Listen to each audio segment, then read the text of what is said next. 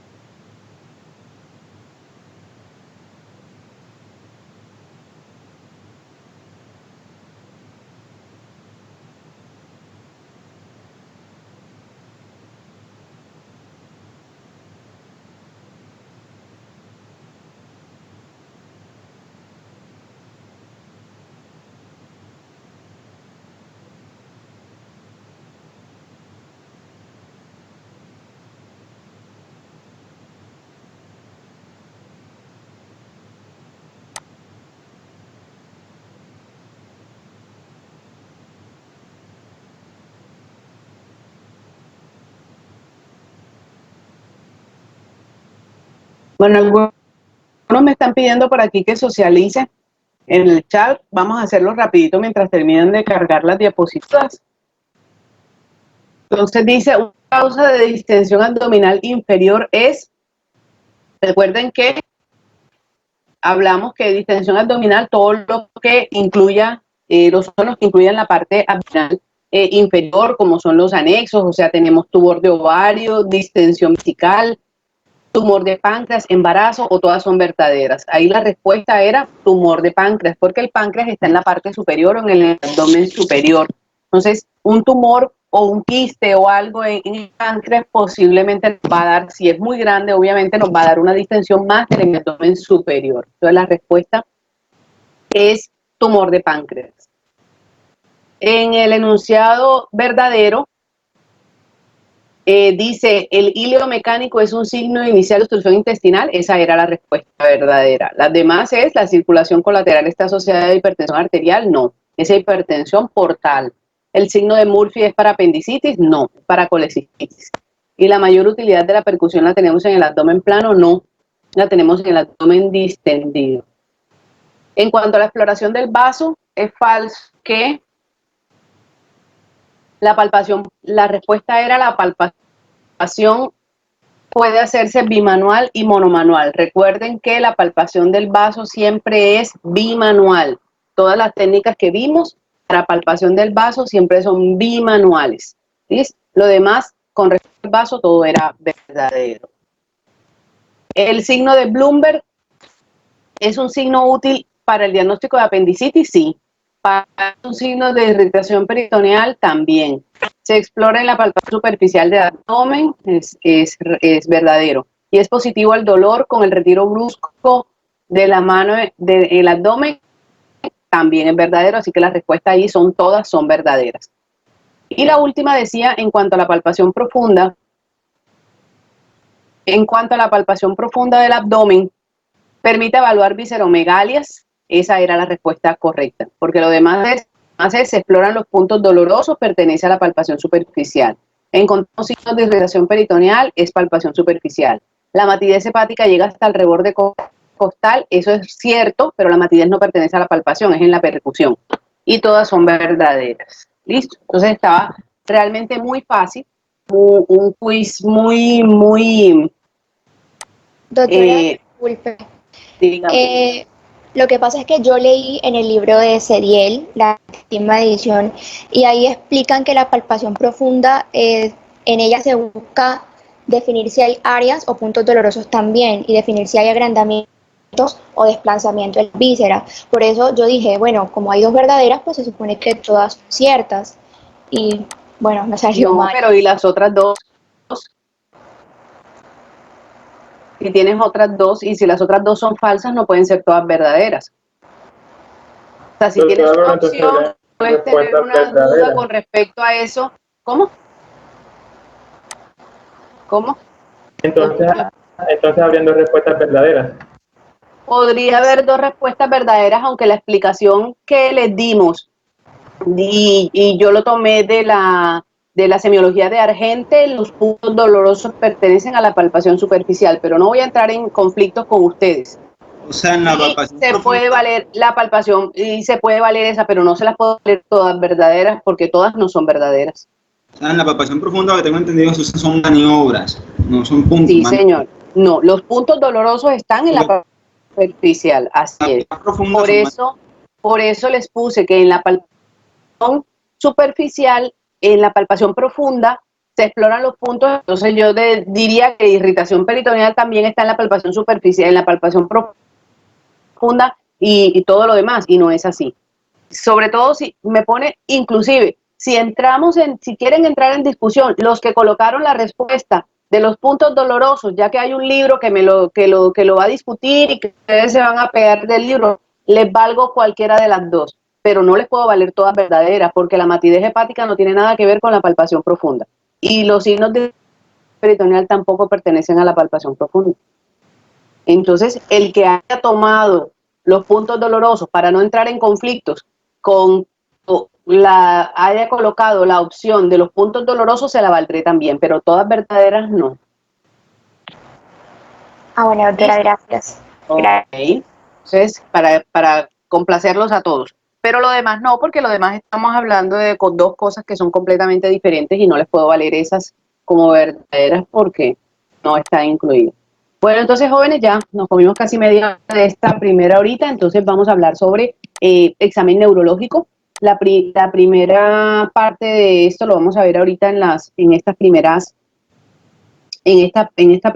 media hora o 35 minutos que tenemos, y luego continuamos en la parte de teoría práctica. Recuerden que para la práctica deben complementar con los videos. Hay videos sobre exploración neurológica. Esos videos les van a complementar muchísimo esta parte que estamos viendo, que es sobre exploración de pares craneales, que es aquí vamos a llegar hasta la primera parte de pares craneales, pero hay mucha información en los videos. Os vamos a dejar sentado, a dejar claro la parte teórica de esto. Les doy la explicación y ustedes completan con los videos. Y luego, si es posible que hagamos la parte práctica, pues entonces completaremos con la parte práctica. ¿Listo? Entonces, vamos a hablar con el examen neurológico, la historia clínica y la evaluación neurológica. Como todas las áreas que nosotros vamos o todos los síntomas que el paciente va a referir, tienen la parte que yo investigo con el paciente, que me habla sobre el interrogatorio, y la parte del examen físico. Muchas veces los síntomas neurológicos son más síntomas que signos. Quiere decir que el paciente puede decirme que tiene una sensación de adormecimiento, por ejemplo, de una extremidad, o una sensación de hormigueo, a eso se le llama parestesia en alguna extremidad. Yo eso no lo puedo verificar. El dolor que sea referente, por ejemplo, a un dolor neurálgico, una neuralgia, por ejemplo, yo no lo puedo verificar. Puedo tener un examen físico completamente normal, pero el paciente sigue manifestando alguna sintomatología. Entonces, por eso el examen neurológico, el interrogatorio que hace parte de esto, es fundamental para determinar el cuadro clínico del paciente. Me baso de instrumentos muy sencillos: un martillo de reflejos, una lámpara para mirar las pupilas, algo punzante como una aguja, por ejemplo, o un escobillón, cualquier cosa que me pueda servir para hacer la exploración neurológica. Son realmente muy sencillas. Para exámenes más complejos, ya el neurólogo es quien se encarga de esa parte. Entonces, es muy importante durante el interrogatorio verificar el tiempo de evolución de los síntomas de mi paciente. Yo puedo tener, por ejemplo, un paciente que llega con una pérdida de la fuerza muscular de un lado del cuerpo, doctora, se le torció la boca y se cayó el brazo y no puede mover el brazo y la pierna según el familiar, por ejemplo. El tiempo de evolución es fundamental porque puede determinarme o puede orientarme hacia diferentes diagnósticos, perdón. Por ejemplo, una pérdida de fuerza muscular que haya sido de manera súbita, él estaba bien y de pronto se quejó de un dolor de cabeza fuerte y enseguida perdió la fuerza muscular, está más orientado a procesos cerebrales o cerebrovasculares de tipo hemorrágico, que son los que instauran los síntomas de manera mucho más rápida. El paciente que refiere, no, doctora, él desde esta mañana, él comenzó, lo vi como el familiar lo refiere así, como decaído, y después empezó poco a poco a perder la fuerza, que se instala en horas, está más asociado a procesos cerebrovasculares, pero de tipo isquémico, por isquemia. Mientras que esa misma sintomatología de pérdida de fuerza muscular en un lado del cuerpo o en una extremidad que se dé en cuestión de días o meses, puede estar asociado, por ejemplo, al crecimiento de masa a nivel cerebral. Entonces, una misma sintomatología, de acuerdo al tiempo de evolución, puede ser fundamental, puede ser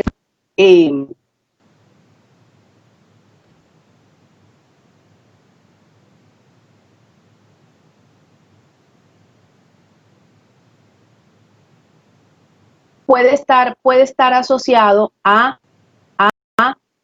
solamente con la evolución del tiempo me puede orientar mucho al diagnóstico. Entonces siempre tengo que hacer un interrogatorio que sea completo y que sobre todo me informe del paciente sobre el tiempo de evolución. Además de eso, tengo que verificar todo lo que siempre les he explicado con respecto a qué tengo que preguntar con respecto al síntoma que el paciente refiere, y es, por ejemplo, localización, intensidad, qué lo aumenta, qué lo disminuye, qué otros síntomas acompañantes ha tenido el paciente, si eso le ha dado en algunas otras ocasiones y si lo ha tenido en otras ocasiones, desde hace cuánto, se han hecho estudios referentes, ha empeorado, ha mejorado. Toda esa parte yo tengo que hacerle las preguntas al paciente para poder determinar qué tan anterior o qué tiempo de evolución o cómo ha sido la evolución de esa enfermedad. Entonces yo puedo dividir el examen físico-neurológico, después que ya he hecho mi interrogatorio, en diferentes secciones. Recuerden que el examen físico,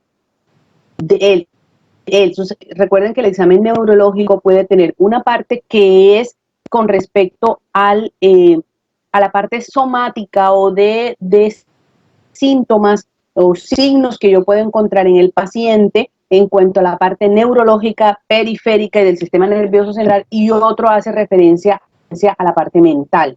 Esto muchas veces no se evalúa, en todos los casos no podemos evaluar. Entonces, en cuanto al estado mental, yo puedo tener diferentes aspectos que evaluar, como son la conciencia, la orientación, el lenguaje, la memoria, praxias y otras que son más de estudios del paciente psiquiátrico, o es más, está más incluido en la evaluación psiquiátrica o psicológica como tal, pero que nosotros también tenemos que conocer como médicos que se deben evaluar y cómo las puedo evaluar, que serían las noxias, abstracción, juicio y el contenido del pensamiento. Cuando yo hago esta evaluación en el paciente, cada uno de estas partes, de estos puntos, yo muchas veces no necesito evaluarlos individualmente. A veces cuando evalúo uno, puedo estar evaluando al mismo tiempo 2 o 3 y me puede estar dando, digamos que una idea de cómo está. Hablo de pares craneales, la evaluación de los pares craneales, me voy posteriormente al examen motor, y en el examen motor voy a evaluar fuerza muscular, tono y reflejos. Tono muscular y la aparición de los reflejos osteotendinosos y reflejos cutáneos.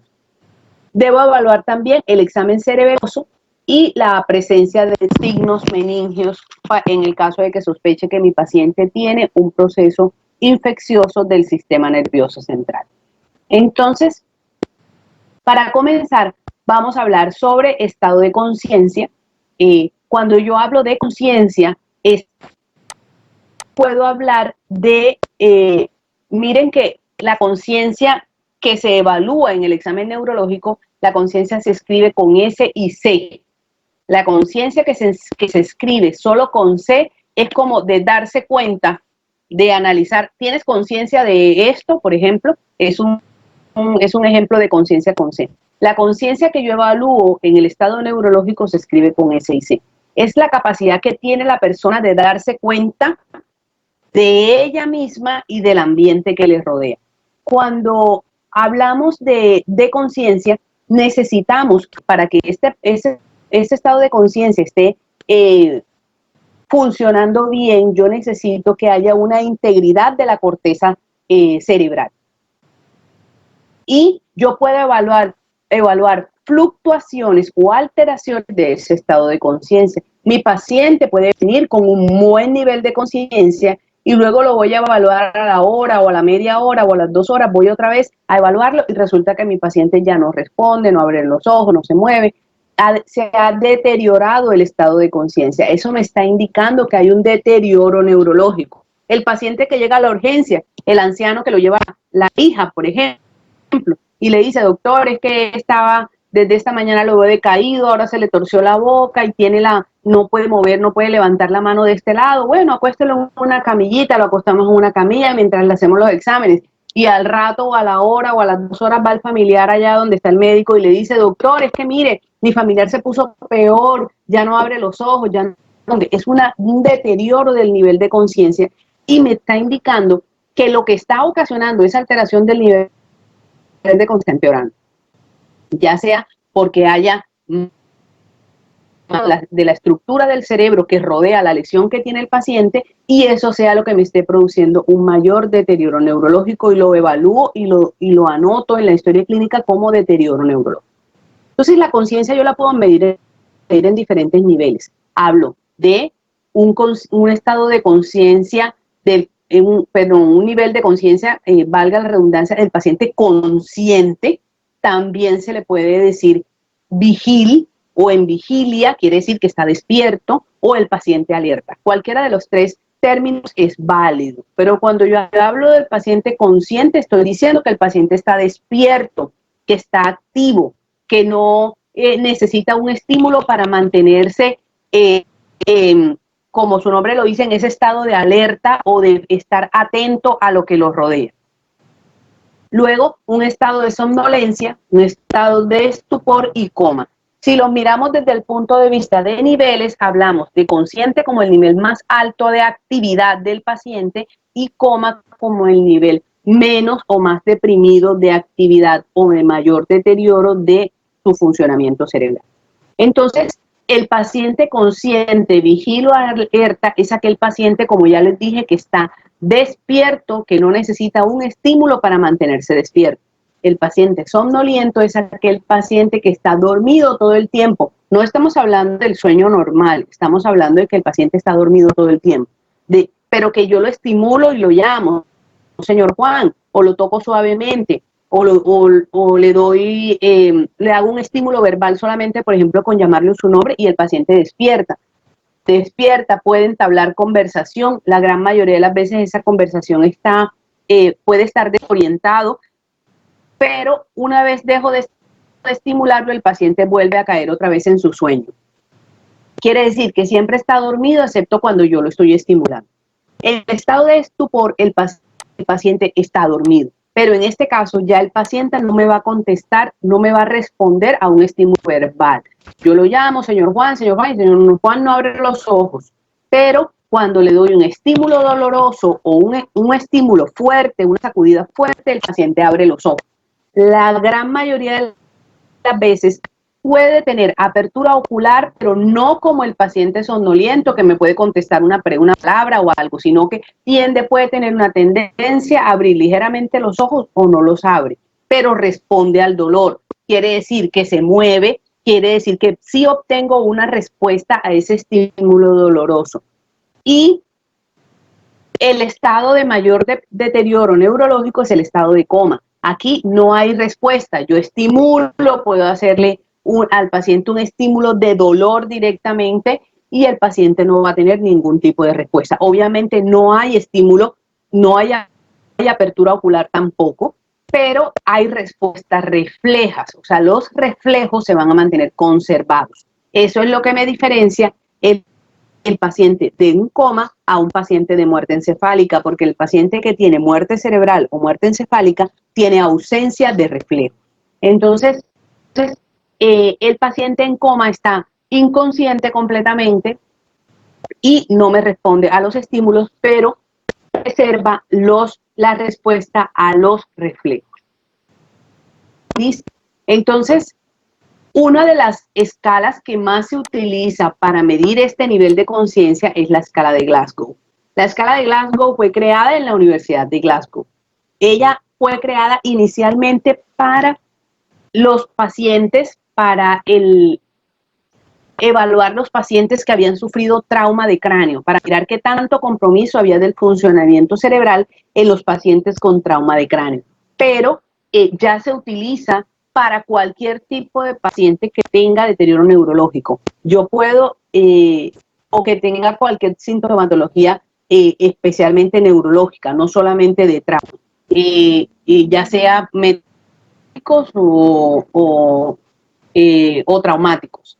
Entonces se puede evaluar. Es muy útil, es una de las escalas más completas y muy sencillas y más útiles para evaluar muchas de las funciones neurológicas. La escala de Glasgow me evalúa tres aspectos: el aspecto, la apertura ocular, la respuesta verbal y la respuesta motora. Son los tres aspectos que evalúo en la escala de Glasgow. Cada uno de ellos va a recibir una puntuación de acuerdo a la respuesta que yo tenga del paciente. Quiere decir, cada respuesta del aspecto ocular, cada respuesta del aspecto verbal y cada respuesta del aspecto motor o de la respuesta motor, yo le voy a dar una puntuación que mínimo va a ser de 1 y máximo va a ser en la ocular de 4, en la verbal de 5 y en la motora de 6. Entonces, la respuesta mínima de los tres aspectos es de 1 y la máxima va a variar de acuerdo a cada una de ellas. El valor máximo de un paciente normal de la escala de Glasgow es de 15, que serían los 4 de la respuesta ocular, los 5 de la verbal y los 6 de la motora, que son los valores máximos. Y el mínimo sería de 3. No existe Glasgow de 0. Es que el paciente no me respondió a nada. Entonces tiene mínimo 3, porque la respuesta mínima de cada uno de esos tres aspectos tiene un valor de 1. Entonces, si no me hace, no obtengo ningún tipo de respuesta en ninguno de los tres aspectos, voy a dar una puntuación de 1 en cada una de ellas. Por lo tanto, la respuesta mínima es de 3. Va de 3 a 15. Y yo puedo colocarlo como Glasgow de 7 puntos o de 10 puntos o de 15 puntos, o puedo colocar Glasgow 15 sobre 15 o 10 sobre 15. Me está diciendo que 15 es el valor máximo y la respuesta de mi paciente fue de 15, de 10 o de 7 o del mismo 15-7. Entonces, ¿qué evalúo en la escala de Glasgow? Yo evalúo la respuesta ocular y de acuerdo a la respuesta de mi paciente, lo van a ver en el video, hay un video exclusivo de escala de Glasgow para que complementen. La respuesta va de 4 como máxima y de mínimo 1. Si entre más estímulo yo necesite, quiere decir que tengo que hacer mayor estímulo al paciente para que él me responda, menor va a ser la puntuación, porque menos va a ser propio del paciente, sino del estímulo que yo le esté haciendo. Entonces, eso se cumple para las tres respuestas a evaluar. Entonces, cuando yo voy a evaluar la respuesta ocular, cada una debo evaluarla individualmente. Cuando evalúo la respuesta ocular, encuentro un paciente despierto, alerta, que no necesito estar estimulándolo para que esté con los ojos abiertos, atento a cualquier cosa que suceda alrededor. Recuerden que el paciente tiene derecho a dormir. Si el paciente está dormido por un sueño normal, yo no lo voy a colocar como somnoliento. Somnoliento es aquel paciente que yo estimulo a dormirse, que no es capaz de mantener ese estado de alerta todo el tiempo, sino que quiere estar dormido todo el tiempo, que es un sueño anormal. Entonces, cuando yo evalúo la respuesta ocular, Si voy donde el paciente y encuentro a mi paciente alerta, vigil, despierto, ya yo inmediatamente le voy a dar una puntuación de 4, porque el paciente tiene apertura ocular solo, espontáneo, sin necesidad de estar estimulando.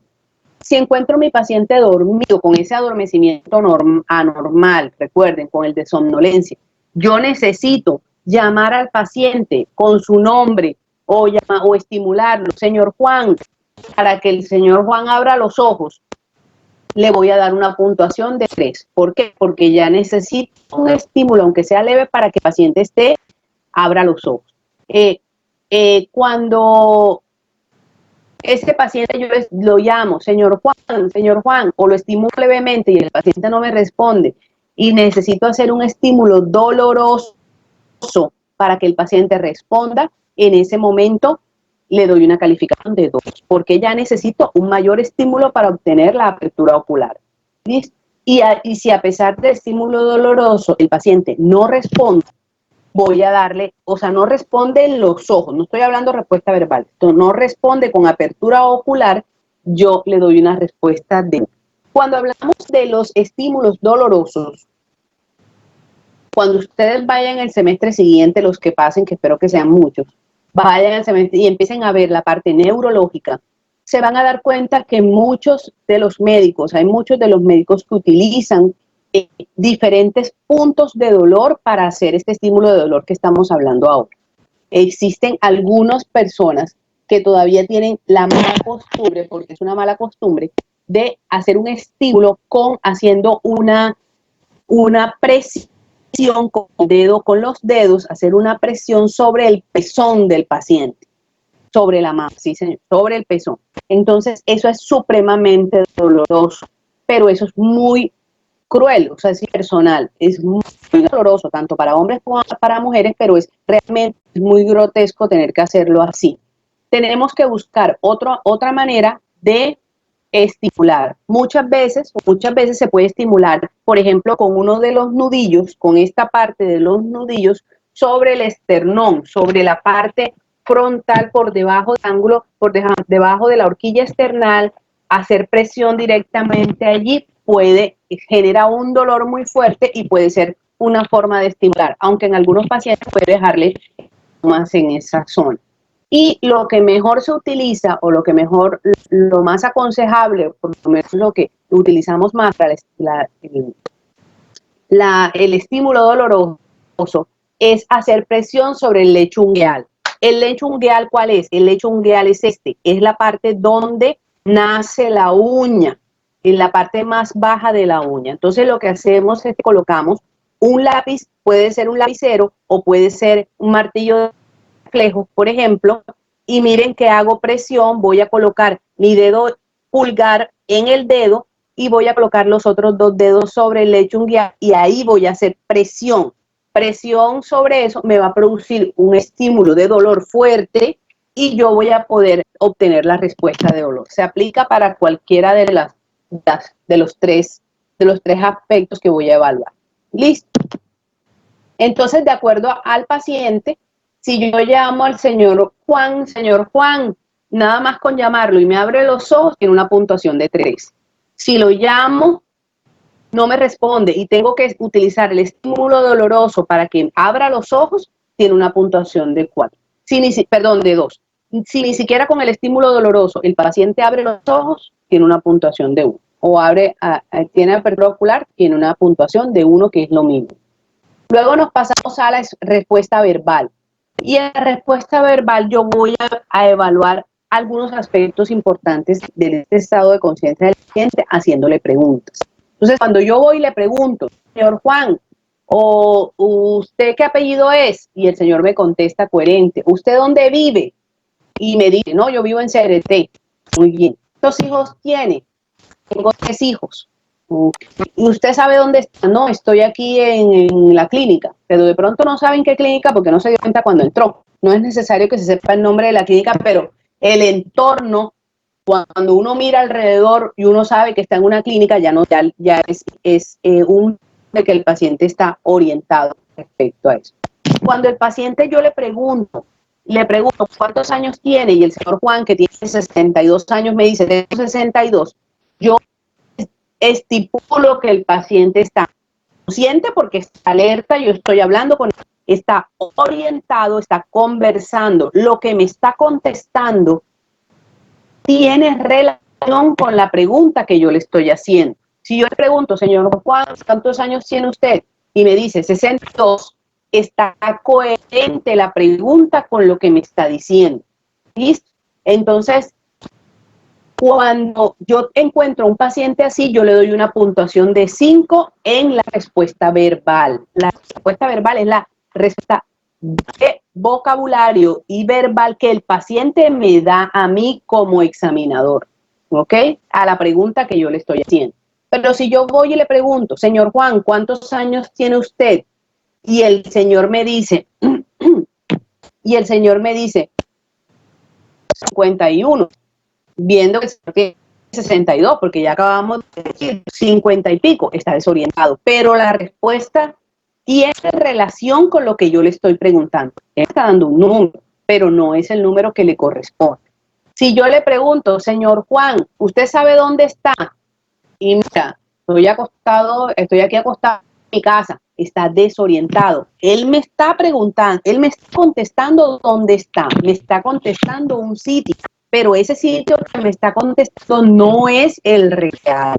Quiere decir que ese paciente está desorientado. Me está hablando, pero está desorientado. Entonces yo le doy una puntuación de 4. Ya hay un poquito menos porque ya no está orientado con lo que me está diciendo. Cuando yo le pregunto, señor Juan, ¿cuántos años tiene usted? Y el señor Juan me dice, sí, allá.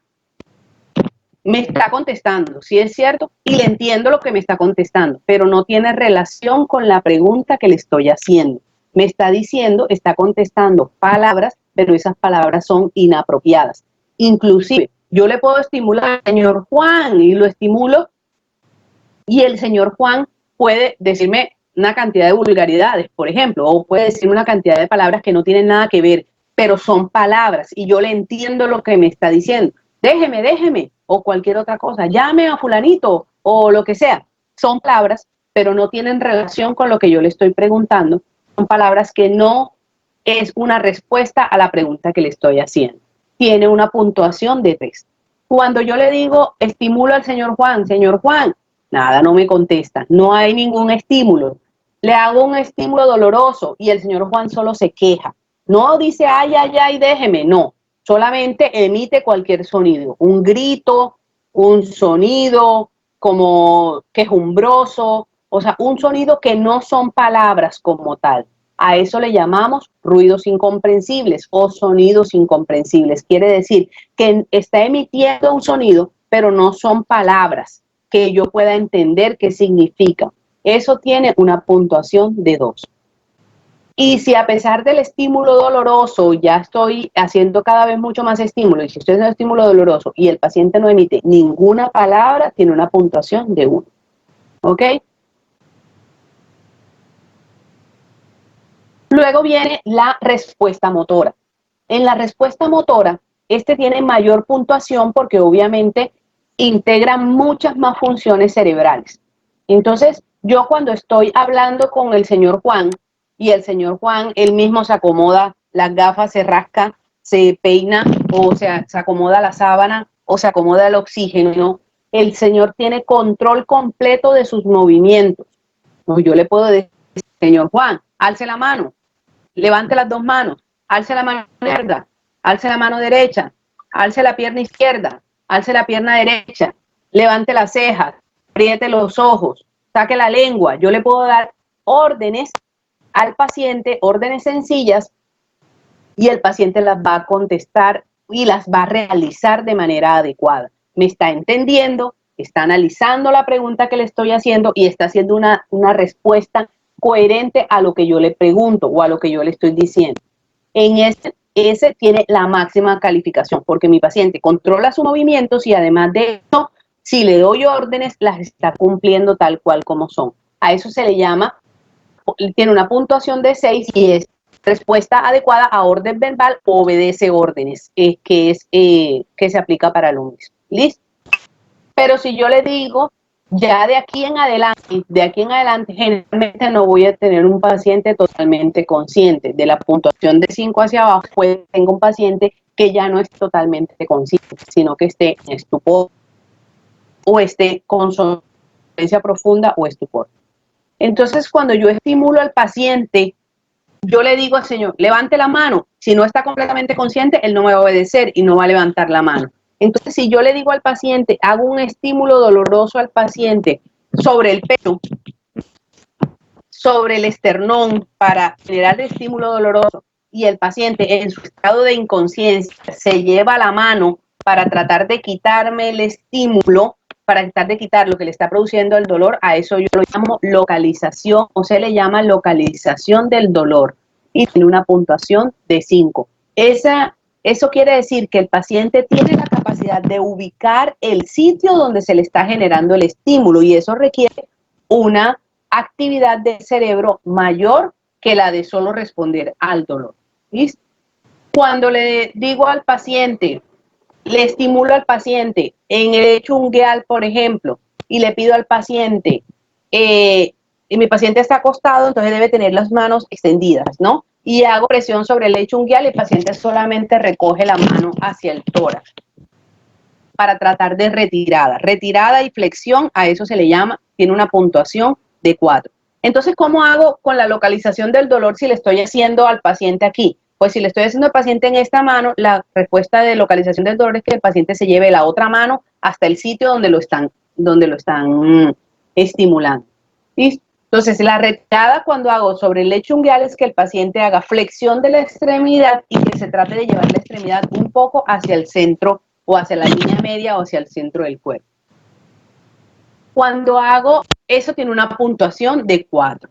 Cuando le hago estímulo al paciente, estímulo en el lecho ungueal o estímulo acá en la parte external, y el paciente solamente hace una respuesta de flexión, dobla las extremidades hacia adentro, como se ve en la imagen que tenemos en la primera imagen del paciente que está acostadito. Miren cómo está, los brazos flexionados, las muñecas recogidas hacia adentro y las plantas de los pies están completamente flexionadas, los pies de punta.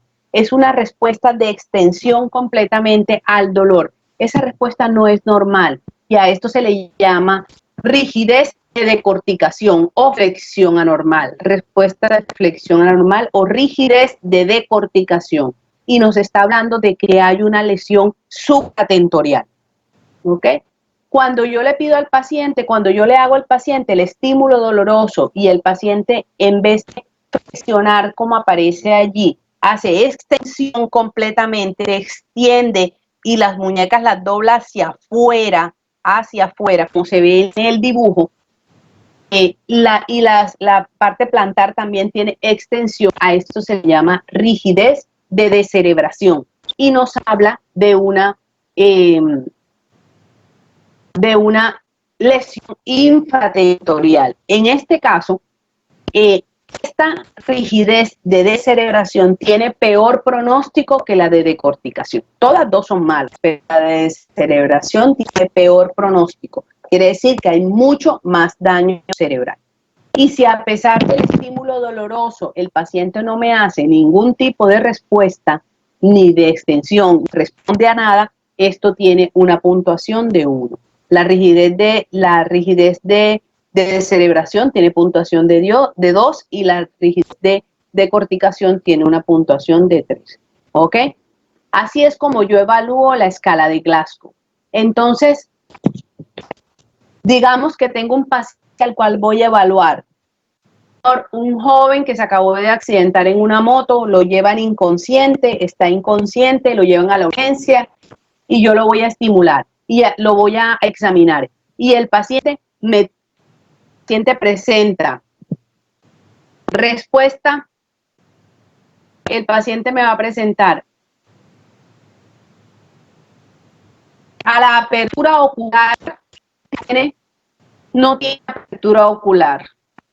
No tiene apertura ocular ni siquiera al dolor, o sea, no hay apertura ocular al dolor. En la respuesta verbal tengo ruidos incomprensibles o palabras incomprensibles.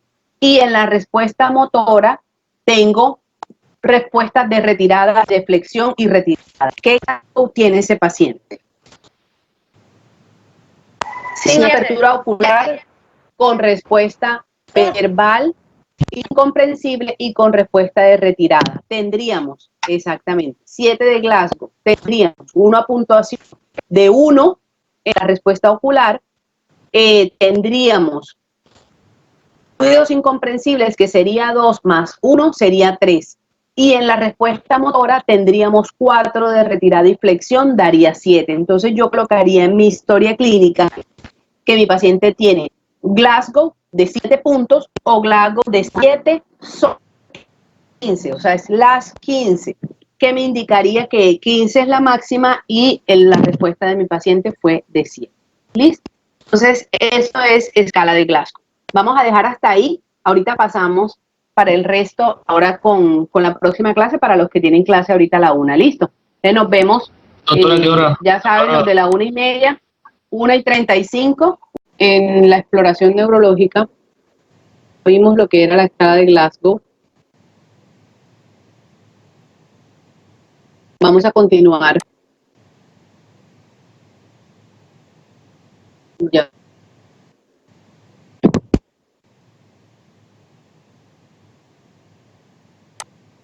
Ya, un segundo. Esto está lento.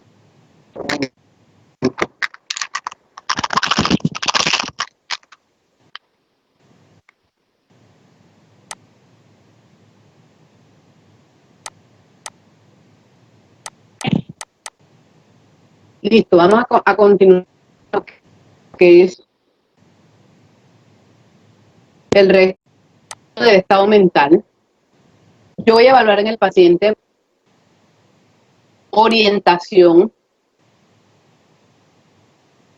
Y cuando hablo de orientación tengo que mirar esto desde punto de vista, desde 3 puntos de vista, o de 3 esferas, que son el tiempo, el espacio y la persona.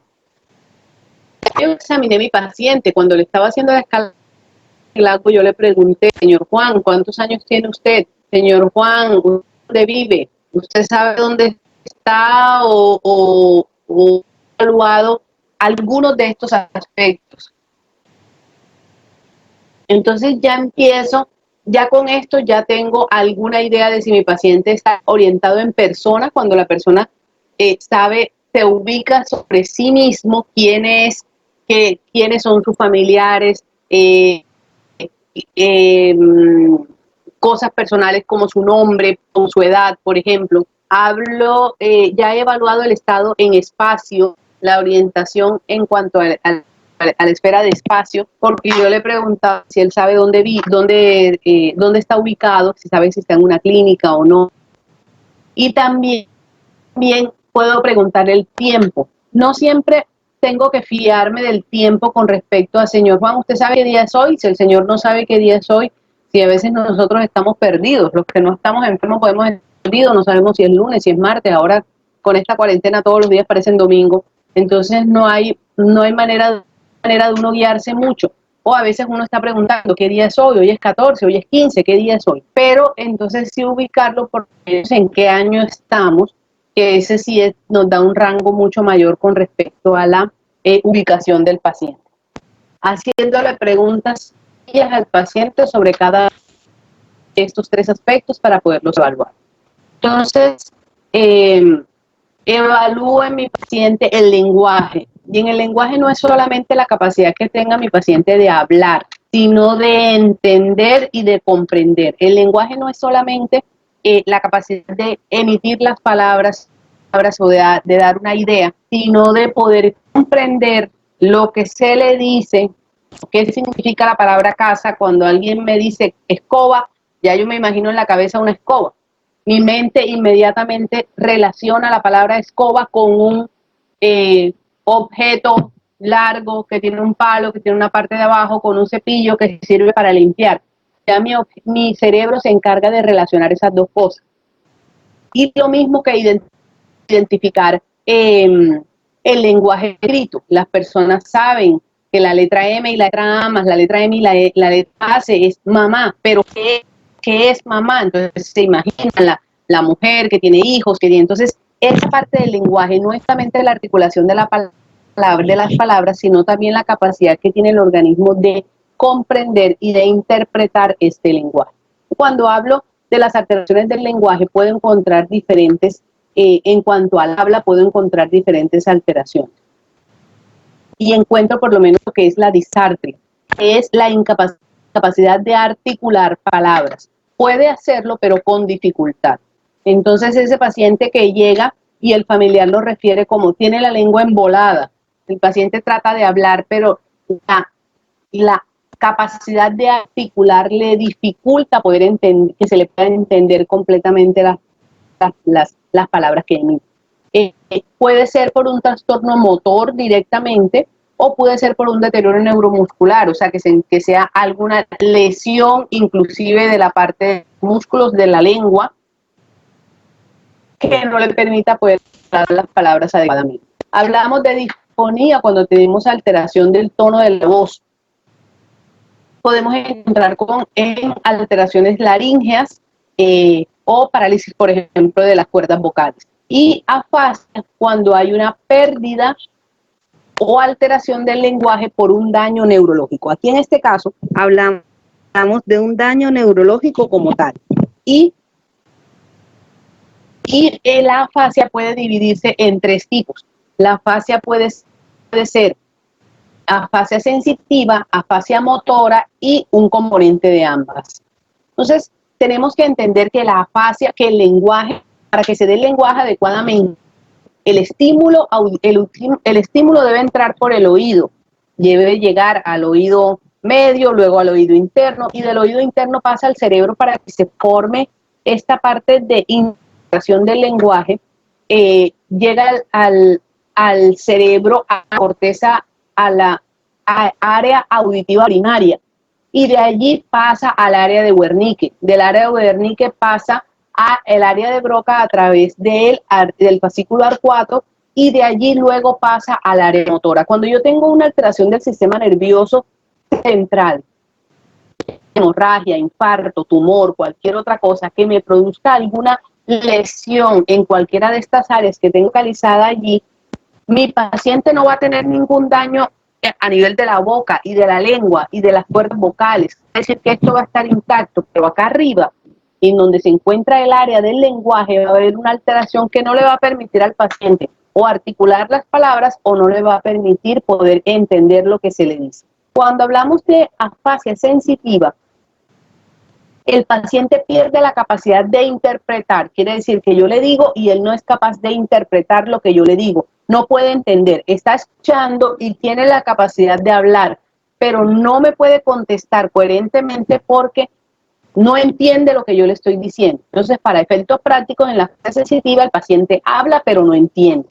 Cuando tengo una alteración, una afasia motora, el paciente entiende lo que se le dice, pero hay una lesión a nivel del sistema nervioso central, sobre todo en el área motora, de la corteza motora, en donde el paciente no es capaz de mandar el estímulo motor para que se articulen las palabras. Quiere decir, repito, que tiene la parte de los músculos de la boca, de la garganta, bien, no tiene ninguna lesión acá, pero el estímulo que es el que produce poder articular las palabras está dañado porque hay una lesión en el sistema nervioso central.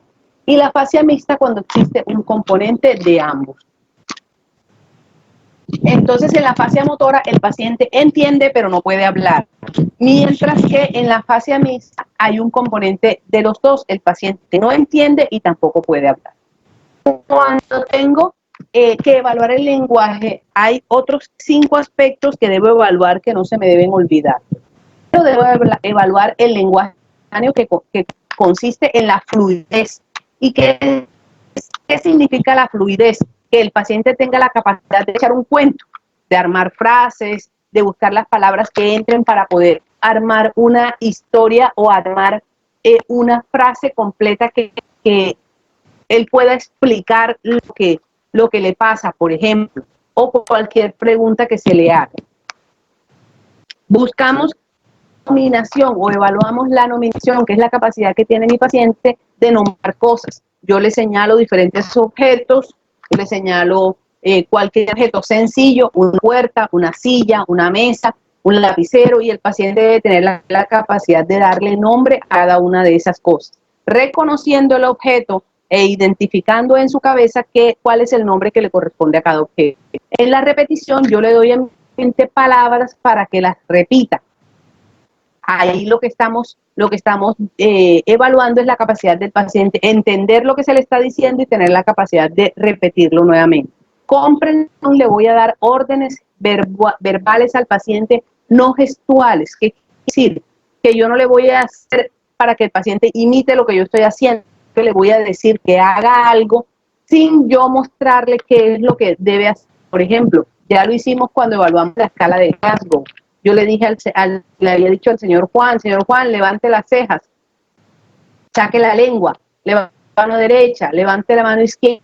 No le voy a decir yo, levante la mano y yo también lo voy a hacer, sino que le voy a decir para que él lo haga, sin repetir, sin hacer el movimiento para que él no tenga que imitarme, sino entender lo que yo le estoy diciendo y que él lo pueda comprender y lo realizar. Y en cuanto a la lectura, también debo evaluarlo, pero aquí obviamente va a depender del nivel de educación del paciente. Leer un texto o escribir un texto de acuerdo a lo que yo quiera evaluar. Si el paciente es analfabeta, pues obviamente no quiere decir que tenga un trastorno del lenguaje, sino que simplemente no sabe. En cuanto a la memoria, debo evaluar la memoria inmediata, la memoria a corto plazo y la memoria a largo plazo. En la memoria a corto plazo, yo le voy a decir al paciente que repita una palabra que se le dice. Lo acabo de hacer ahora mismo con la repetición para evaluar el lenguaje. Entonces, vieron que muchas de las cosas se pueden evaluar en una sola.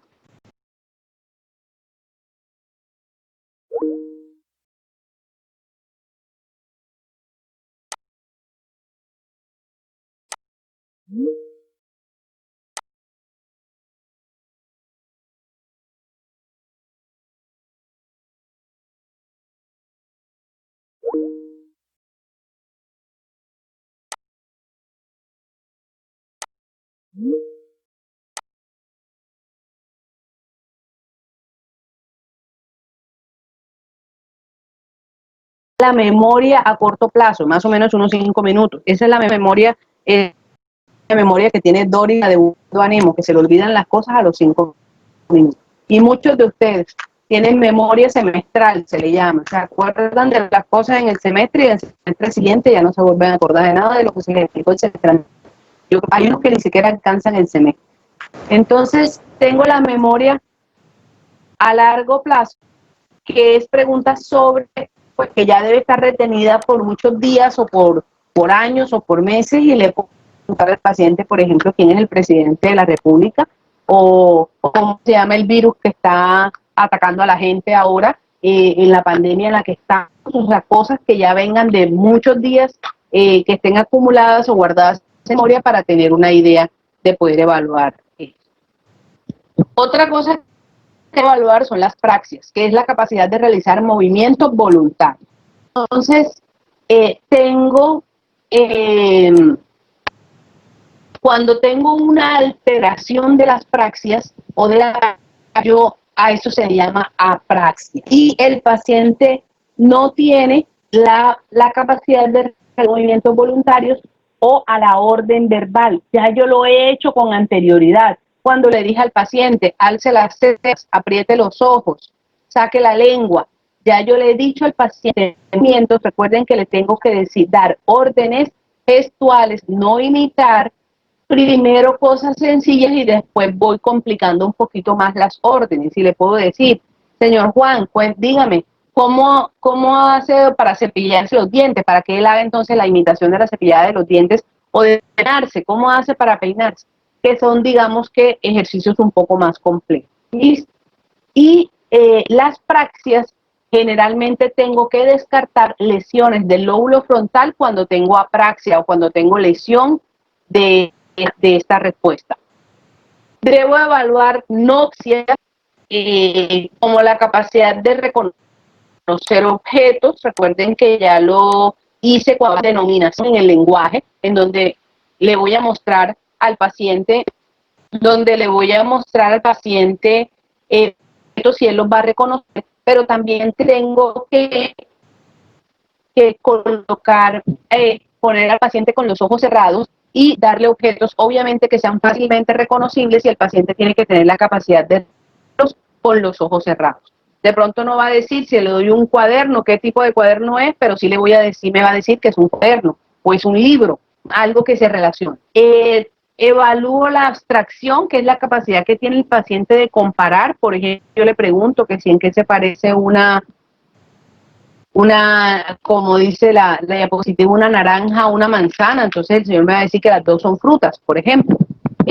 O poblaciones, y mirar si el paciente tiene la capacidad de evaluar las semejanzas y las diferencias. Le doy al paciente una situación y miraré cuál va a ser la respuesta adecuada a ese paciente. Obviamente evalúan muchas otras cosas, no ya de la parte de personalidad del paciente, pero digamos que lo que vamos a buscar es una respuesta que sería de común de la respuesta de los pacientes. Por ejemplo, yo le digo al paciente, si estamos en un parque y un niñito sale corriendo hacia la calle y la mamá está distraída, ¿cuál es la reacción que usted puede tener? Entonces puede tener es irle y darle un jalonazo a la mamá para que esté pendiente del hijo, o por lo menos salir corriendo a coger al niño para que no se lo vaya a llevar un carro, o avisarle a la mamá que el niño salió corriendo. Esa sería la respuesta más o menos normal, o que esperamos del común, que una persona sea lo correcto que se haga. Tengo que evaluar el contenido del pensamiento. Aquí lo que voy a evaluar es la presencia de delirios o de alucinaciones en caso de que el paciente las esté presentando. Voy a continuar con otra área, que son los pares craneales. En los pares craneales, ahí hay un video exacto con la exploración de los pares craneales. Entonces, comenzamos. Una vez después que escuchen la explicación, deben completar la información con los videos.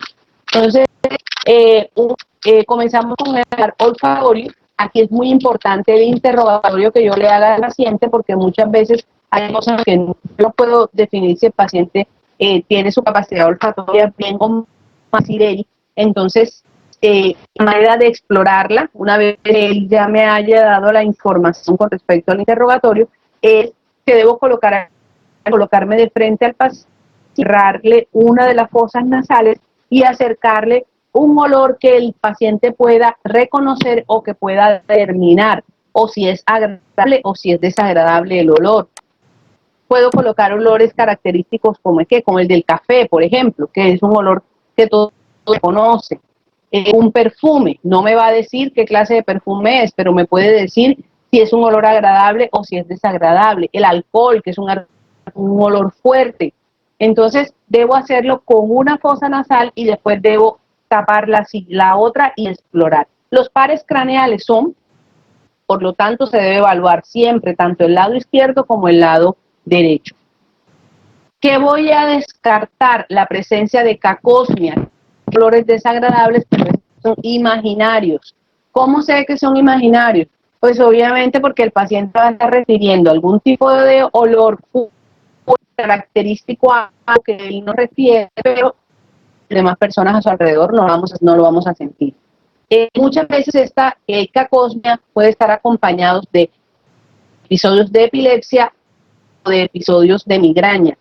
A esto se le llama aura. Cuando el paciente tiene algún síntoma, una sensación de síntoma, aunque sea subjetivo, antes del evento, antes del cuadro convulsivo o antes de migraña, por ejemplo, algunos pacientes suele presentarse.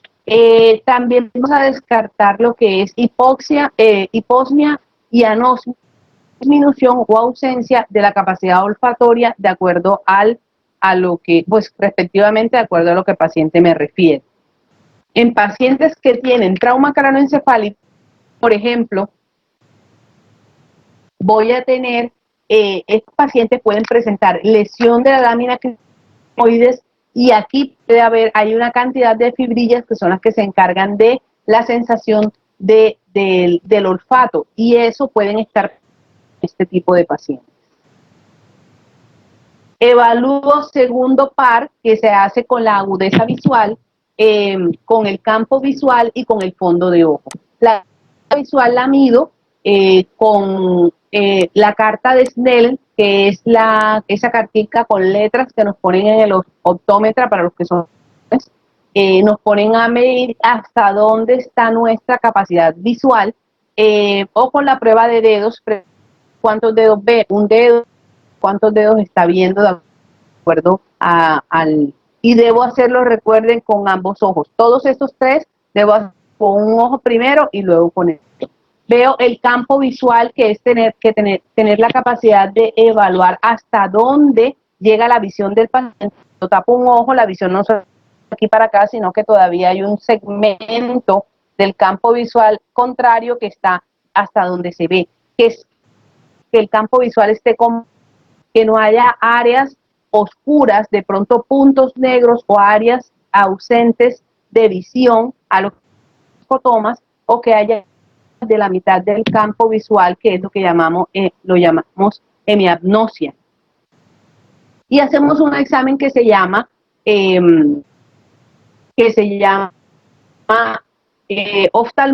oftalmoscopia, que lo realizamos con un aparatico que se llama oftalmoscopio, o también se llama fondo de ojo a este aparato, y nos permite evaluar la papila óptica, que es la entrada del nervio óptico al ojo, y buscar lo que se llama edema papilar, que cuando esta entrada del nervio óptico está edematizado, roso, no se ve muy bien, debemos estar hablando de que haya lesiones de hipertensión endocraniana, por ejemplo. El tercer, cuarto y sexto par craneal los evalúo con los movimientos oculares. Entonces pongo al paciente de frente, me coloco de frente al paciente, el paciente tiene que tener la cabeza fija en un lugar, no puede mover la cabeza para los lados, sino la cabeza fija, lo que va a mover son los ojos, y entonces hago una prueba que el paciente siga el dedo, puedo hacer una imagen de una H imaginaria, el paciente tiene que tener la capacidad de colocar los ojos con movimientos ascendentes, descendentes y laterales de ambos ojos. Cuando evalúo el tercer par craneal, cuando tengo lesión del tercer par craneal, voy a encontrar lesiones como el estrabismo divergente, que es desviación de la mirada, que puede ser unilateral cuando hay un solo par craneal lesionado. Ese estrabismo divergente quiere decir que la mirada está desviada hacia afuera, como se ve en la imagen. También voy a encontrar midriasis, que es dilatación pupilar, como se ve en la primera imagen de abajo, la chica de los ojos azules o el chico de los ojos azules, en donde tenemos una pupila. Recuerden que la parte de color, la parte azul, eso se le llama iris, y la parte negra del centro se le llama pupila. Esa pupila tiene la capacidad de ampliarse y reducirse o contraerse con la ausencia de luz. Cuando hay poca luz, ella se dilata, y cuando hay luz o colocamos un estímulo de luz, se reduce su tamaño. El motor ocular común es quien se encarga del reflejo de la acción de la pupila. Por lo tanto, si la pupila si este par craneal está lesionado, puede haber una dilatación de la pupila, como se ve en la imagen, que se ve muy grande, y no hay contracción de la misma. Hay midriasis. También vamos a encontrar alteraciones de ptosis palpebral, que ya lo habíamos visto cuando vimos órganos de los sentidos, que es la incapacidad de levantar el párpado. Tengo un párpado caído, como se ve en la tercera imagen, el párpado caído, y no tiene la capacidad de levantarlo. La motor ocular común en el parpadeo, en el cierre y apertura, es la de levantar el párpado. Esa es la función del motor ocular común. En el cuarto par estético tengo diplopía vertical, quiere decir que veo doble, pero de arriba hacia abajo, como cuando toman mucho trago, ven hacia los lados. Es una diplopía horizontal. En este caso la diplopía es vertical, y el ojo se va a desviar hacia arriba parte externa, todos los músculos que se van a contraer hacia ese lado. Entonces, tengo la lesión del motor ocular, del cuarto craneal o patético. Cuando tengo lesión del motor ocular, ¿no?, vamos a tener estrabismo convergente, quiere decir que se va a meter hacia la línea media del ojo. Y esto es porque no hay funcionamiento de los músculos de la parte externa, que son los que se encargan del lado ocular, que son los que se encargan de mantener esa lesión o el ojo en su posición. Vamos al quinto par, que es el trigémino. El trigémino tiene 3 ramas, una rama sensitiva, 2 ramas motoras. La rama sensitiva es la rama oftálmica y tenemos una rama maxilar y una mandibular que son motoras. Estas ramas, la rama oftálmica tiene una función importante que es inervar la córnea. Recuerden que la córnea es una cúpula transparente, cubre el iris, que cubre en el ojo, lo cubre completamente. La córnea es transparente y yo puedo estimular la córnea, tiene que ser, eso es como gelatinoso, entonces es muy suave, puedo producir un daño, así que debo estimularla, por ejemplo, con la punta de un algodón o con la punta de una casita, algo que sea muy suave. Al hacer contacto directamente con el ojo se va a cerrar. Eso no es algo que nosotros podamos evitar. No podemos tocarnos, nosotros podemos tocarnos la esclera, que es la parte blanca, pero la parte transparente del centro no podemos tocar porque inmediatamente el ojo se va a cerrar. Eso es una respuesta de reflejo. Y eso es uno de los reflejos que más se evalúa cuando damos muerte encefálica, cuando empezamos a buscar los reflejos de tallo y el funcionamiento de los pares craneales. Ese es uno de los signos de muerte encefálica con ausencia de reflejo corneal. Tenemos la respuesta maxilar y mandibular. Evaluamos la respuesta motora con la fuerza de la mordida de la mandíbula y además la lateralización, como la imagen, la capacidad que tiene maxilar de moverse de un lado. Con eso evaluamos la rama mandibular, además del reflejo maceterino, que lo hacemos con un martillo de reflejos y percutimos directamente sobre la sínfisis maxilar, en la unión de los dos brazos del maxilar, y obtenemos una respuesta de contracción muscular. Cuando vamos ahora al séptimo par, que es el par facial, este es el que se encarga de todos los movimientos de la mímica facial y se convierte en una manera de evaluarlo, es no solo mirando la simetría de la cara, que debe estar igual en ambos lados, sino de la presencia de todos los movimientos. Entonces, si le digo al paciente que alce las cejas, que apriete los ojos, que se ría, que muestre los dientes, evaluando los movimientos faciales, tanto de la parte superior de la cara como la de la parte inferior. Y voy a identificar asimetrías faciales como la tenemos en las 3 imágenes de abajo. Miren que es un lado de la cara. Cuando le ponen al paciente a que se ría, miren que el lado que tiene, que está tratando de mostrar los lados que está funcionando bien. Hay que siempre tiene el ojo más abierto que el otro. Donde tiene esos pacientes que están abajo, en las imágenes de abajo, que tiene el ojo más abierto es donde está la facial, donde está la parálisis facial, porque el facial es el que se encarga del cierre del párpado. Vimos que el motor ocular común se encarga de la apertura, el facial se encarga del cierre. Y cuando tengo parálisis facial, el paciente no tiene la capacidad de cerrar el párpado. Entonces, le puedo pedir que cierre el párpado y el párpado va a un lugar, y lo que vamos a tener es movimiento del globo ocular, pero sin un cierre del párpado. ¿Sí? Cuando pasamos al octavo par, que es el vestíbulo coclear, vamos a tener 2 ramas. la rama coclear, que es que se encarga más de la parte auditiva, y la rama que es la que se encarga de la parte del equilibrio. Recuerden que siempre hablamos que en el oído está el equilibrio. Bueno, esta es la rama que controla la parte de equilibrio en ese nivel. Estas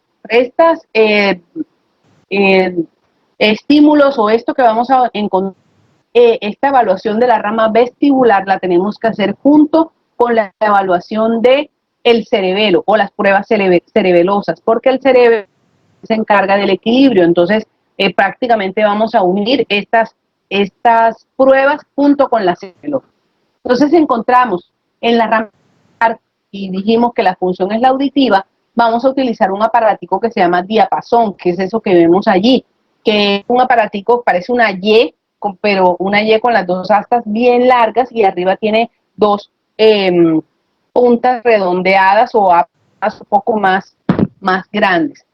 Se toma la punta, el diapasón por el mango del diapasón, que es el palito, antes de que se separen las dos astas, y sobre cualquier superficie, esas dos astas empiezan a vibrar, van a tener una vibración que demora mucho, y colocamos el diapasón sobre la línea media, como se ve en la primera imagen, sobre la línea media, y el paciente me va a referir, esa vibración se siente en toda la cabeza, inclusive se siente hacia los lados de los oídos. Entonces mi paciente, ¿a cuál de los dos lados siente más o en cuál está disminuida esa sensación de la vibración? A eso se le llama prueba de Weber. Y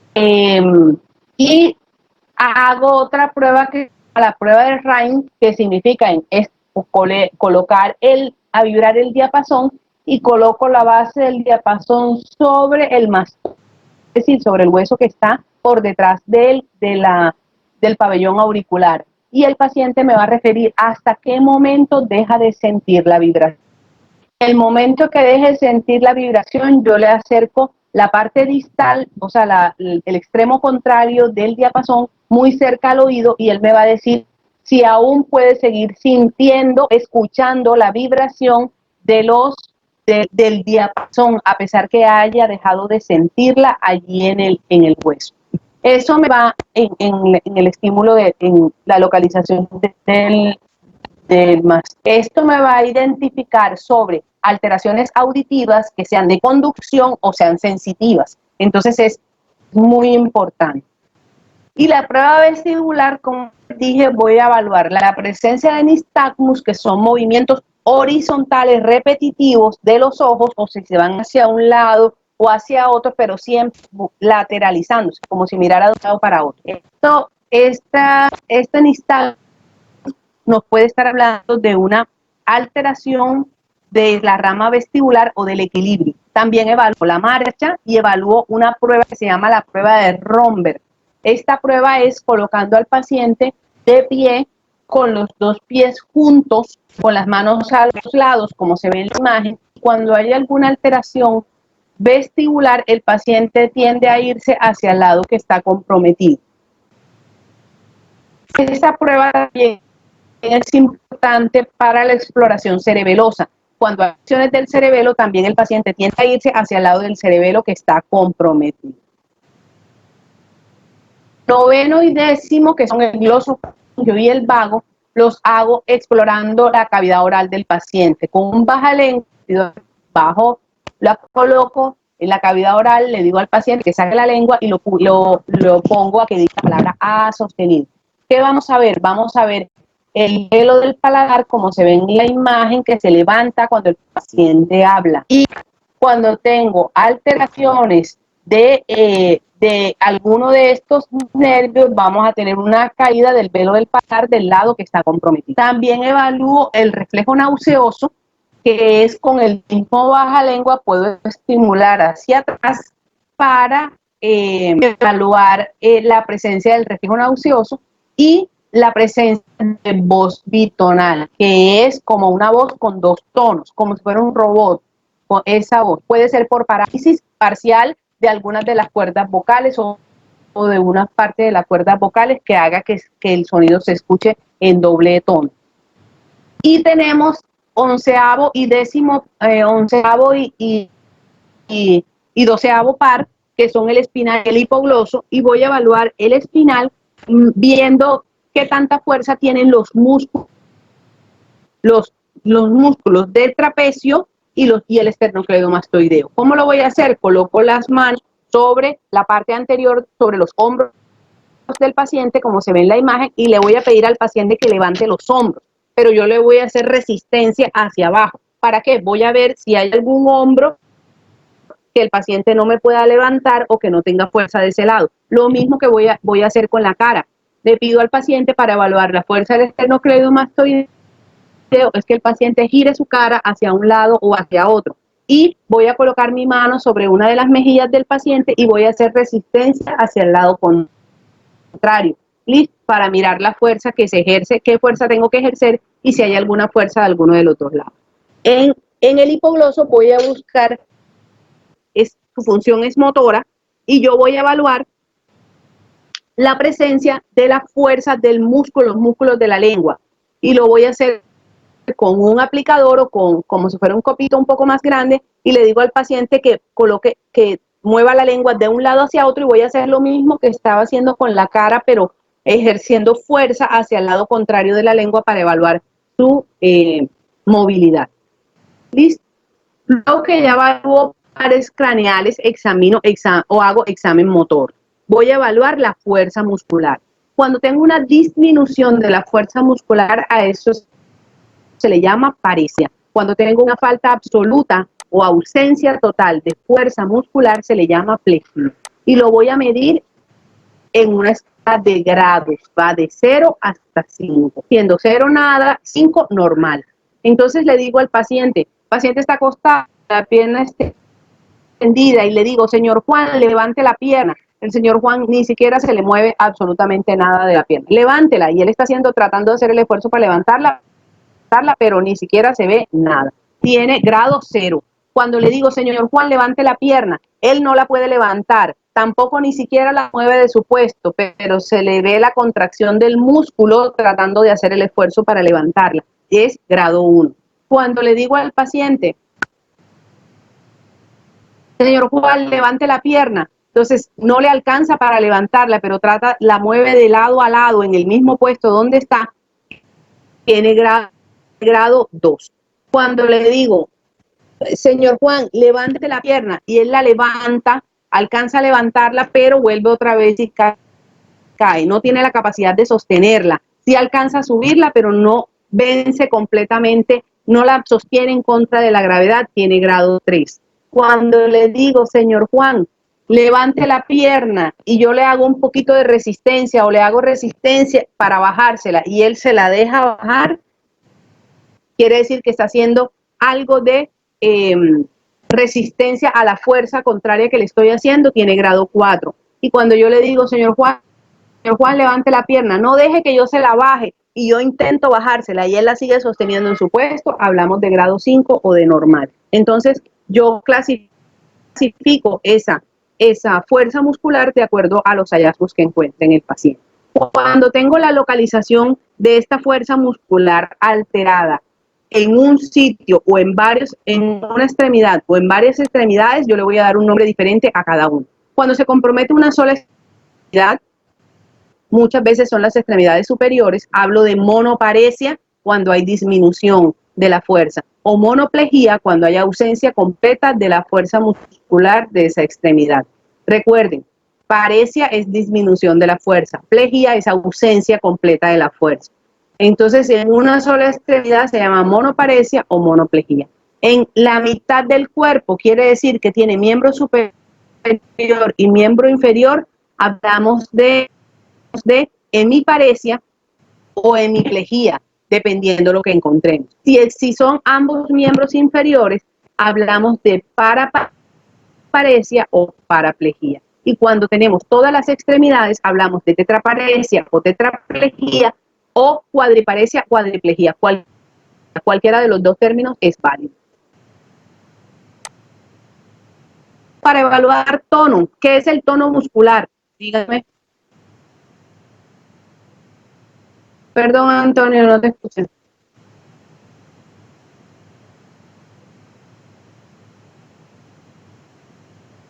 con cualquier cosa te puede dar, cualquier cosa puede darte pérdida de la fuerza, no hay una indicación específica. Si tú tienes una, por decirte, una hernia discal que se está comprimiendo una raíz nerviosa de la L4, por ejemplo, a nivel de la cuarta vértebra lumbar, te comprime la raíz nerviosa, que es la que va hacia el nervio ciático, es la que te lleva la inervación al miembro inferior, tú puedes tener una monoparesia del miembro inferior, de izquierdo o derecho. Una monoparesia porque te puede disminuir la fuerza muscular de ese lado. Si tienes un evento cerebral, por ejemplo, tú puedes tener una hemiparesia o hemiplegia del lado contrario del que está comprometido. Si tienes una sección medular porque tuviste un accidente de tránsito y se te chocó completamente y tuviste una sección medular, puedes tener una paraparesia o paraplegia, por ejemplo, en las extremidades inferiores. Exactamente. Pueden haber muchas patologías que te pueden generar todo eso, esos síntomas. Todos esos signos. Lo que nosotros tenemos que saber es cómo se llama cada uno y luego obviamente el resto del examen y los estudios complementarios son los que me van a dar el diagnóstico de cuál es la causa. ¿Ok? Cuando tengo resistencia del tono muscular, ¿cuál es el tono muscular? Es la resistencia que me dan los músculos hacia los movimientos pasivos. ¿Cuáles son los movimientos pasivos? Por ejemplo, cuando yo les tiro la mano o la pierna a una persona, esto es un movimiento pasivo. No el que yo hago activo, que hago solo sin esfuerzo, es un movimiento activo. El que otra persona lo hace es el movimiento pasivo. Entonces, puedo tener alteraciones del tono cuando tengo hipertonía, por ejemplo, cuando los músculos están contraídos y la persona no se deja estirar o contraer los músculos porque están en un tono alto y no permiten la movilidad. Distonía cuando se encuentran en una normal, como por ejemplo una persona que hay niños con parálisis cerebral, por ejemplo, que a veces están hipertónicos y entonces adquieren una postura con los brazos dobladitos o las piernas flexionadas y los cargan en la misma posición rígido y así los acuestan en la cama. Bueno, eso es por hipertonía que muchas veces puede ser dado por la enfermedad cerebral que ellos tienen.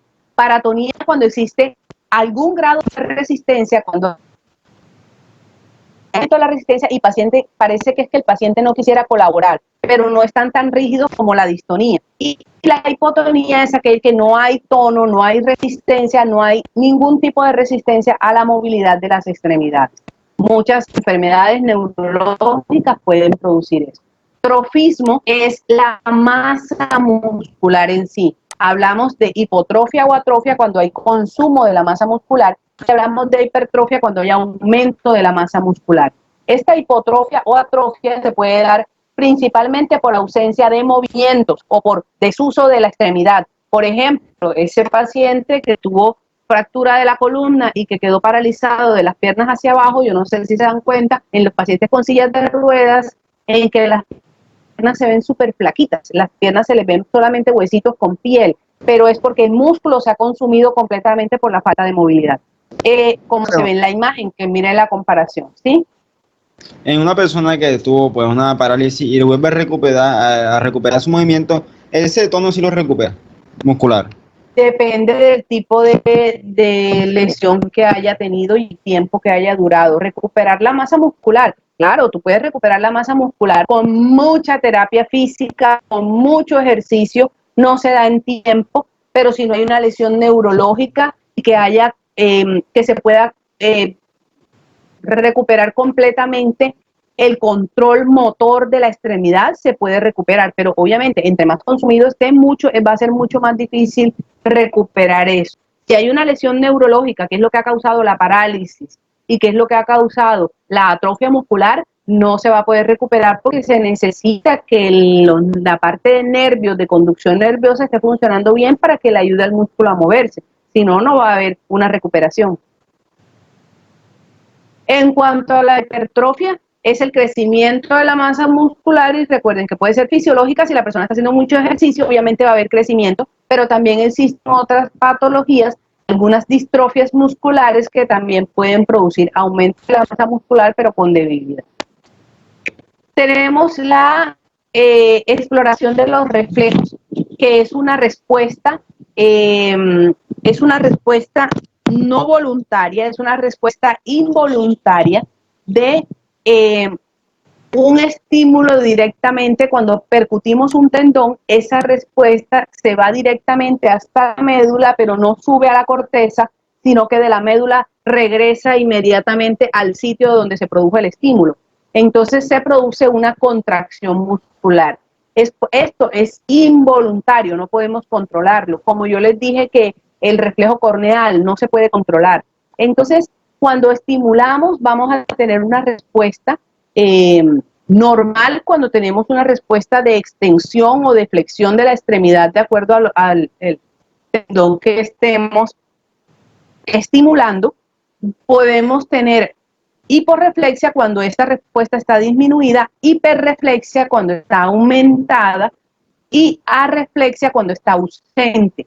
Pero también existe otra respuesta que se llama clonus, que es cuando es una respuesta muy exagerada, digamos repetitiva y exagerada de la extremidad, y puede deberse a procesos del sistema nervioso central, procesos irritativos del sistema nervioso central. Cada uno de los reflejos nos muestra un nervio que estamos explorando y la raíz nerviosa a la cual pega nervio. Entonces necesitamos conocer para saber cuando tenemos un paciente, por ejemplo, con lesión medular, que hasta dónde está dañado las raíces nerviosas, por ejemplo, a nivel de la médula, de donde salen de la médula, y hasta dónde es el nivel del daño del paciente. Entonces tenemos el reflejo bicipital, tricipital, el reflejo estioradial. No se preocupen que en los videos hay un video exclusivo sobre reflejos para que lo puedan ver, cómo se toma cada uno. El rotuliano, que es el que más conocemos, el aquiliano, que se hace sobre el tendón de Aquiles, y la respuesta que tiene de cada uno de ellos. Ahí tienen un video para obtener. Entonces lo vamos a calificar con 2 crucecitas cuando es normal, 1 cruz cuando está disminuido, 0 cuando está ausente, 3 cruces cuando está aumentada, 4 cruces cuando está exageradamente aumentada o clonus en cada una de las extremidades. Los reflejos cutáneos, tenemos el reflejo plantar, que se hace estimular con una punta, con algo puntudo, no cortante, no filoso, no el lapicero para dejarle los pies al paciente rayados. Hacemos un estímulo desde el talón en la región plantar, o sea, en los pies, desde el talón hasta el nacimiento de los dedos, o sea, la parte del nacimiento de los dedos. La respuesta de los dedos debe ser de que los dedos se deben recoger o flexión de los dedos. Y cuando podemos tener una respuesta ausente si no existe ningún tipo de respuesta, normal, que es cuando recogemos los dedos, o cuando se estimula y lo que hay es una extensión de los dedos, le llamamos a esto signos de Babinski, ¿okay? Positivo.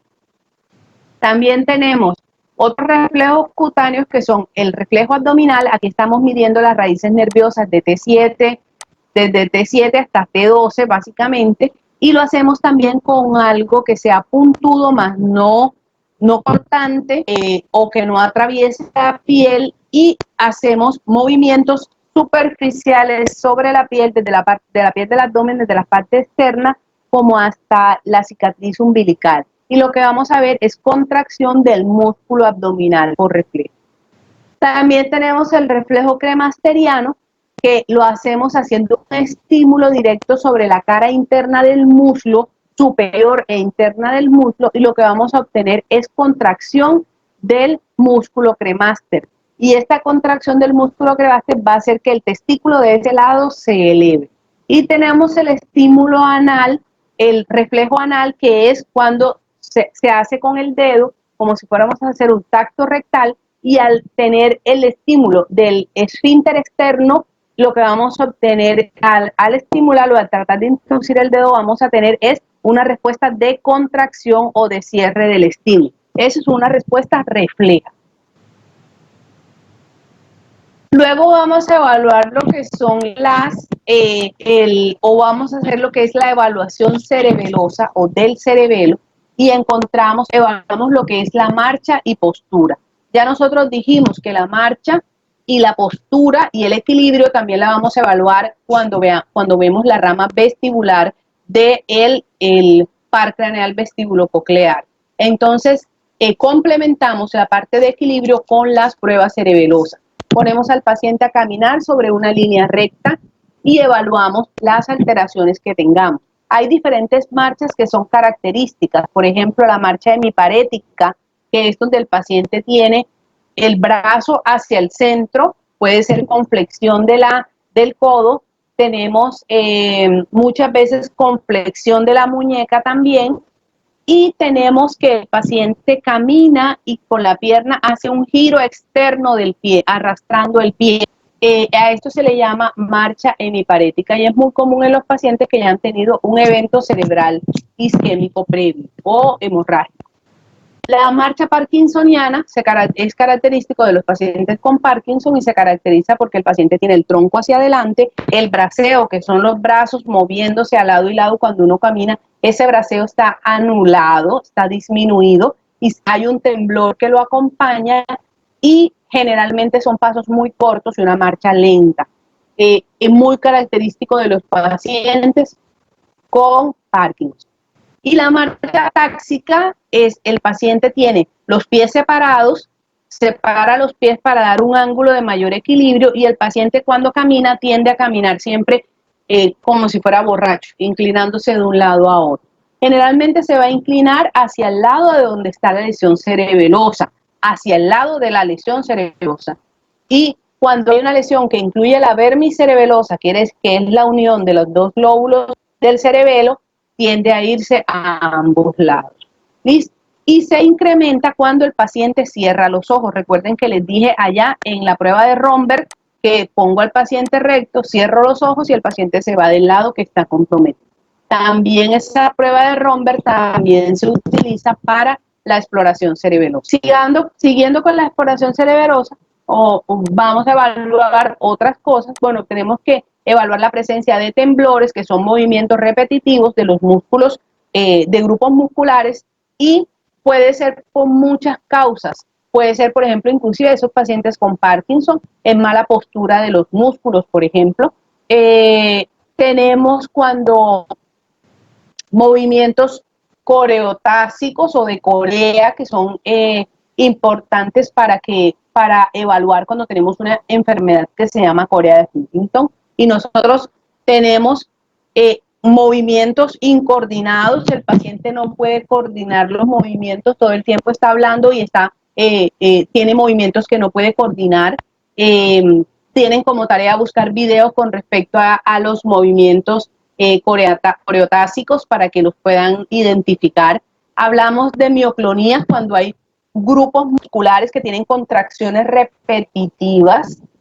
Y hablamos de TIC cuando también son movimientos repetitivos y rápidos y son de grupos musculares mucho más faciales y están muchas veces relacionados a episodios de estrés, por ejemplo, o de ansiedad. Siguiendo con la valoración de la parte cerebelosa, encontramos la metría. Tengo que evaluar la metría y la evalúo con recuerden que cerebelo es coordinación y equilibrio. Entonces la metría nos evalúa coordinación y hago una prueba que se llama dedo nariz. Me coloco frente al paciente como la imagen y le pido al paciente, digamos que este es el examinador, tiene el dedo colocado frente al paciente y yo soy el paciente y le pido al paciente que coloque, que señale la punta de su nariz y la punta del dedo. Y luego movimientos de la punta de la nariz y la punta y la capacidad de ubicar el dedo, la punta para donde yo lo mueva. Cuando no hay coordinación, el paciente empieza a buscar por todos lados y no alcanza a llegar al punto donde lo están señalando, pues hablamos de patologías cerebelosas y a esto se le llama dismetría. Hablamos también de diadococinese, que también nos habla sobre coordinación y lo puedo evaluar, por ejemplo, pidiéndole al paciente que movimientos en las manos como si enroscara dos frascos al mismo tiempo. Miren que se puede hacer, o que coloque una mano en supinación y otra en pronación y luego las invierta y haga movimientos repetitivos de supinación y pronación. Esto nos indica que si hay alteraciones, de que hay una alteración cerebelosa. Si se dan cuenta, yo no tengo alteración cerebelosa. Y cuando hay alteraciones con respecto a esto, se le llama disdiadococinexia. Las alteraciones de coordinación y marcha, quiere decir que la metría y la diadococinexia, cuando existen alteraciones de ambos, tenemos que descartar enfermedad cerebelosa o lesiones cerebelosas. Y por último, tenemos los signos meningios. Los signos meningios los tengo que hacer en un paciente en el cual yo sospeche que haya una infección del sistema nervioso central, llámese meningitis o encefalitis. Los signos generalmente clínicos que me hacen sospechar que tengo un paciente con infección del sistema nervioso central son la presencia de, por ejemplo, fiebre, cefalea y alteración del estado de conciencia. Dígame. ¿Alguien me habló? Rigidez nucal. Entonces, los signos que yo voy a encontrar en mi paciente son rigidez de nuca, que es la incapacidad que yo tengo de doblar el cuello del paciente hacia adelante, o sea, flexionar el cuello, tratar de llevar la mandíbula hasta la parte, hasta el pecho, o sea, doblar completamente el cuello, porque va a haber una rigidez y el paciente no me va a permitir flexionar la cabeza. A eso se le llama rigidez nucal. También voy a buscar una prueba que se llama signo de Brudzinski, que le coloco al paciente, ahí en la imagen no aparece, pero tengo el paciente como está en la primera imagen de arriba, acostado boca arriba, luego o en decúbito dorsal, le coloco una de las manos sobre el pecho para evitar que el paciente se levante y con la otra mano trato de doblarle la cabeza hacia adelante. Cuando trato de doblar la cabeza, el paciente refiere dolor y lo que va a hacer es flexionar las extremidades inferiores, como se ve en la imagen. Cuando intento doblar la cabeza, se flexionan las extremidades. Signo de Brudzinski. E investigo el signo de Kearney, que tengo al paciente en la misma posición, flexiono la pierna, coloco una pierna sobre la rodilla y la otra debajo del pie, con la pierna ligeramente flexionada, y cuando intento hacer extensión completa de la pierna, el paciente refiere dolor nucal o dolor fuerte y evita o me hace resistencia para la extensión completa de la pierna. Entonces, para la extensión completa de la pierna, esto me habla de signos meningios positivos. ¿Listo? Eso es todo, jóvenes. Para los que se durmieron, ya se pueden despertar. Esto es todo lo de neurológico.